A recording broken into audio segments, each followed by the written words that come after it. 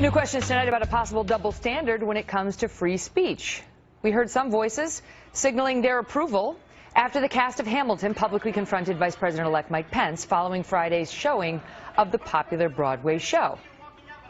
Donald Trump, if you're offended by someone actually speaking their mind and talking about the fact that there are many people in this country, minorities, the vulnerable, many people who have some sense of apprehension, if you have a problem with that, then that is a problem. There was a very respectful message read on stage by the cast of Hamilton. The entire show is a political message. So I'm surprised that Trump would take that tone. It's not a tirade from the stage. It was actually a respectful thank you to Mike Pence for coming to the show. Respectful. But remember back in 2013 when Dr. Ben Carson was openly critical of President Obama at the National Prayer Breakfast? We heard very different reactions back then. It was one of the more shameful appearances I've seen in Washington in my career. It is a way for people to commune with the God of their choice. And this guy turns it into a Republican talking point political session. I think it's really not really an appropriate place to make this kind of political speech and to invoke God as his support for that kind of point of view. Joining me now, Mark Thiessen, Fox News contributor and former chief speechwriter for President George W. Bush, also an AEI fellow, and Matt Bennett of Third Way. Great to see you both. So good to see you, Megyn. It's not the same people. We're just trying to make the point. And there's been hypocrisy on the right, too, for that matter, in praising Dr. Carson back in the day, but condemning the cast of Hamilton today. Your take on it, Mark Thiessen. Well, first of all, there's a long tradition of speaking truth to power at the National Prayer Breakfast, and it didn't start with Dr. Ben Carson. It actually, in 1994, Mother Teresa came to the National Prayer Breakfast and stood in front of Bill and Hillary Clinton and gave a powerful message against abortion. And then, you know what? She invoked God, because that's what you do at the National Prayer Breakfast.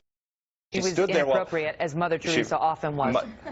Blessed Saint Teresa of Calcutta was not inappropriate, Megyn. No. And she stood there while Bill and Hillary Clinton were stone-faced, and the crowd applauded and said, "There are no unwanted children. If you don't want your children, give them to me." And they were completely for what Dr. Carson did. Well, what you do at the National Prayer Breakfast is a place where leaders are called to present their views and their opinions on moral questions facing the day. Hamilton is a musical on Broadway. They're paid to sing and dance and entertain us.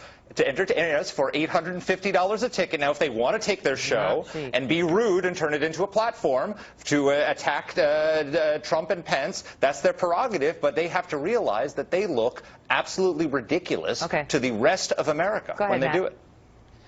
Well, look, it's tough. When Mark invokes Mother Teresa, that's a tough start for me, you gotta understand, Megyn. But no good way out.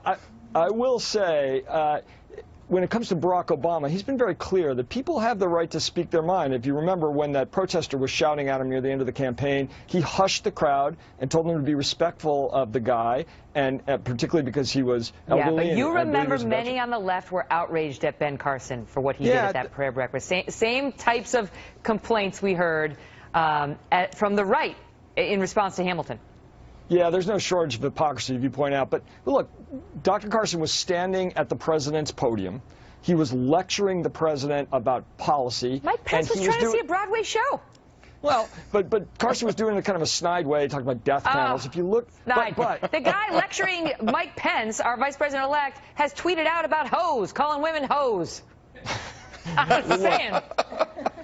But when he wasn't lecturing him, he was, I thought it was actually quite a respectful comment that he was making. This guy who was talking had just played a vice president on stage.